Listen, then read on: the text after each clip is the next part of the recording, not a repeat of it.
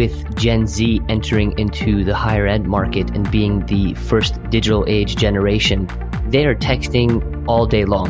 If there's a survey for them and you ask them, would you rather call somebody or text them? What percentage do you think they would say text?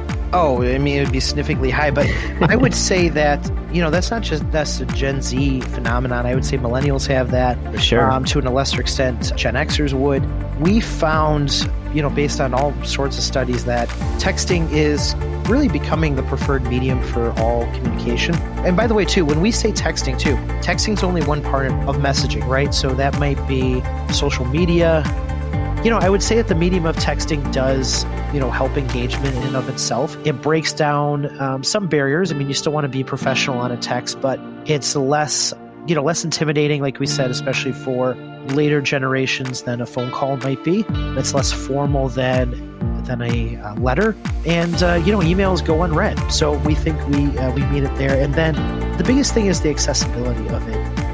Your students probably have smartphones. They most definitely have mobile phones.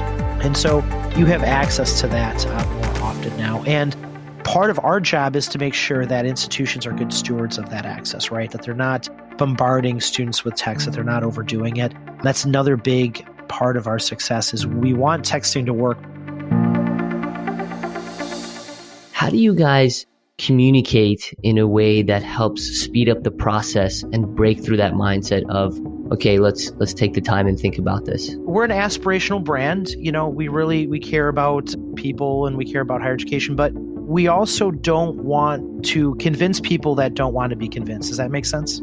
Absolutely. Yeah. So what we do is we try to really enable those forward-thinking people, very success-oriented individuals on enrollment staffs or, on executive leadership groups or in advancement, retention, whatever it may be, and say that, hey, if you're having troubles with retention, if you're having troubles with application completion rate and your yield, melt, all those sorts of things, this is a tool. And we don't believe that we are the end-all be-all tool. We think we work really well. We think our strategies are, have proven successful.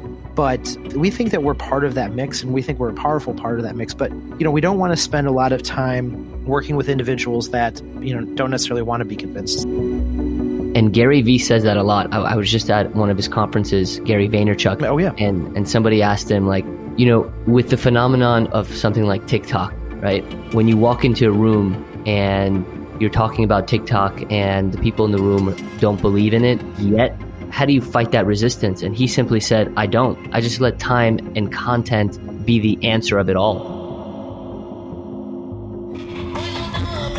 There's a famous YouTube clip of a guy dancing at a music festival. So this guy's dancing alone in a field, and then a second person comes in and sort of dances along, and people are kind of staring at him, like, what are these guys doing?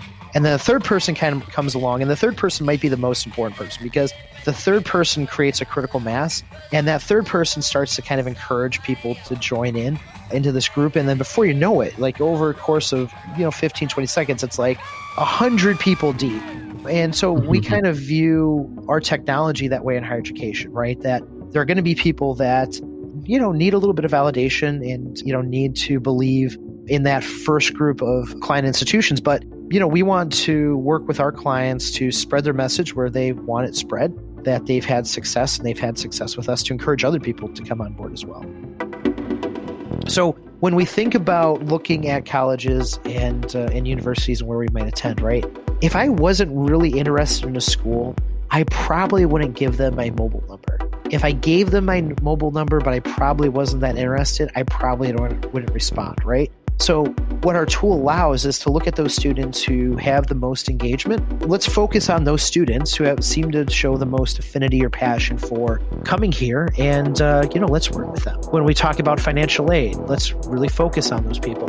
When they have questions, when we're going to send out event reminders or invitations, let's focus on those people. So it allows you to focus on really the students who seem most invested into your institution. Are you familiar with the demographic cliff that's happening in higher education soon? Yes. Yes. Okay. So basically we're going to see a drop off in students. Most of the nation geographically has a problem with declining population. Obviously, if you have less people, you have less high school students. Less high school students means less college students. So how do we navigate that, right? In enrollment, do we go to very crowded areas like Chicago, Houston, LA? Do we try to recruit in these areas and try to be one of many people there? Do we try to find areas that might be underserved? So in the world of education, though, our job is really to inform and inspire and mold and do all those sorts of things, right? Finding ways to differentiate your institution, but in an organic way, right? So finding those things that are authentic to your institution and are truly differentiators are a big thing. Thank you for tuning into the Education Marketing Insider by Grow Enrollments.